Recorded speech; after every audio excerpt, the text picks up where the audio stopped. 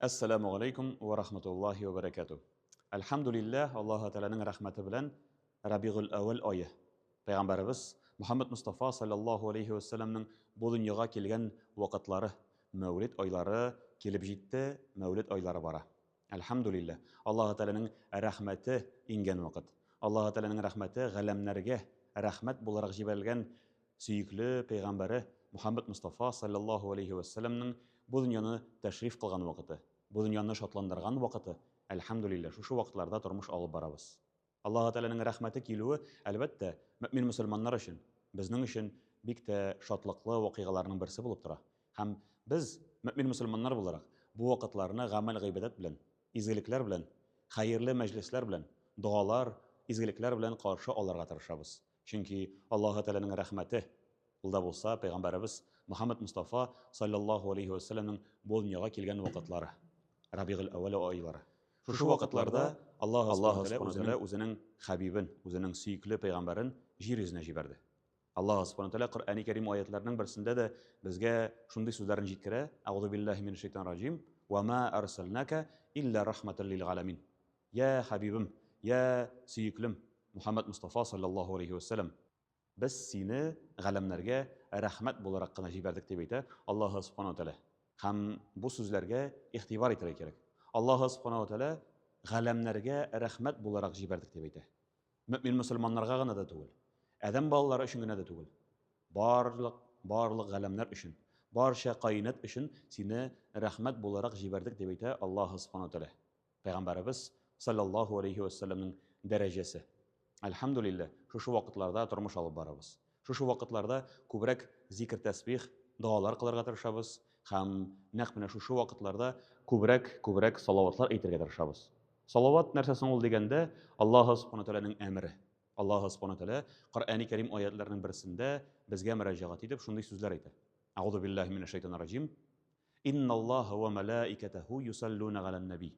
Я айюхаллазина аману саллу алейхи ва саллиму таслиман. Дип әйтә Аллаһ Субхану Тәгалә.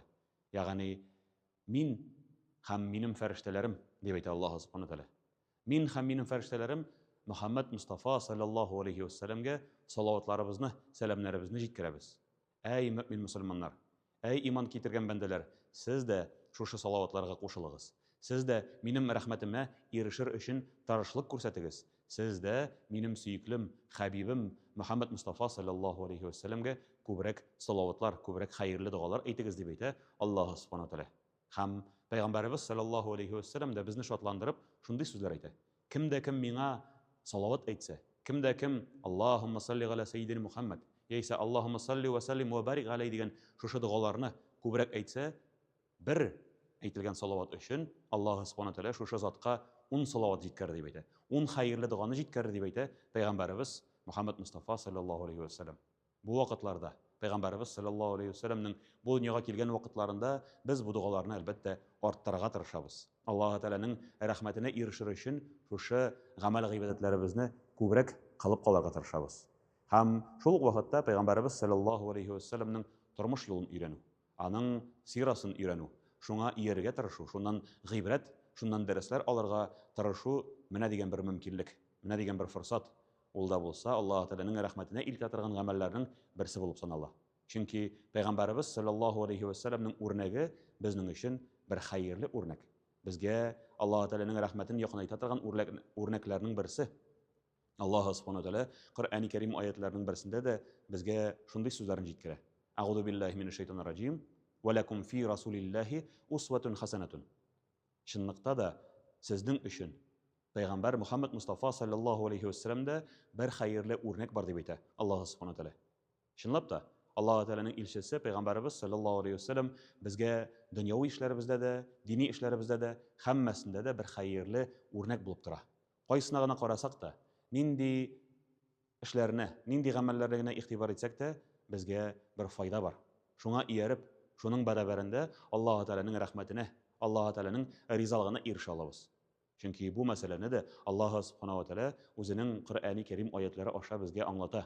Раббыбыз Коръәни Кәрим аятларының берсендә шулай дип әйтә: "Аузу биллаһи минаш шайтанир раҗим. Май ютигир расул фақад атагаллаһ." Кем дә кем минем хәбибемә, минем сөйклемә, минем илчемә Мөхәммәд Мустафа саллаллаху алейхи вассаламга иярде ise, бу зат миңа ияргән булып саналыр. Бу зат минем сүзләремне кабул иткән булып саналыр. Бу зат минем сүзләремне җиренә җиткереп үтәп, шуның бәрабәрендә минем юлыма, сиратул мустақимгә, туры юлга баскан булып саналыр дип әйтә Аллаһ Субханаһу ва Тааля. Һәм Аллаһ Субханаһу ва Тааляның хөрмәте, Пәйгамбәрбез Мөхәммәд Мустафа саллаллаху алейхи вассаламга күрсәтелгән хөрмәте. Шулай ук моның турында да без онытмаска тырышабыз. Шушы галәмнәрне, җирләр, күкләр, адәм балалары, җиннәр, һәммәсе дә Аллаһ Субханаһу ва Тааля тарафыннан Пәйгамбәрбез Мөхәммәд Мустафа саллаллаху алейхи вассалам хөрмәтенә бар кылынган. Бу мәсьәләне безгә аңлатып Аллаһ Субханаһу ва Тааля үзе дә бер кодси хадистә шулай дип әйтә: "Ләүләк ва ма халактул афлак." Син булмасаң, я хәбибем, синең хөрмәтеңә генә шушы галәмнәрне, шушы кайнатларны бар кылдым. Син булмасаң, буларны бар кылмас идем дип әйтә Аллаһ Субханаһу ва Тааля. Һәм алай гына да түгел. Иң әүвәле кылынган, иң беренче булып кылынган, бар кылынган, Аллаһ Субханаһу ва Тааля тарафыннан яратылган мәхлук, Аллаһ Тааляның яраткан төшенчәсе ул да булса Пәйгамбәрбез саллаллаху алейхи вассаламның нуры. Моның турында Пәйгамбәрбез саллаллаху алейхи вассалам үзе безгә бер хадис шәрифендә җиткерә. Әүвәлә ма халакаллаһу нури дип әйтә Пәйгамбәрбез саллаллаху алейхи вассалам.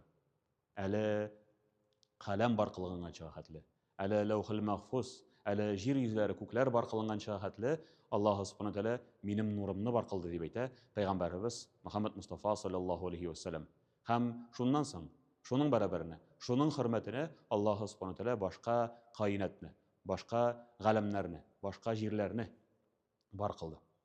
Һәм шуның бәрабәрендә, шуның хөрмәтенә Аллаһ Субханаһу ва Тааля җирләрне, күкләрне, галәмнәрне бар кылды.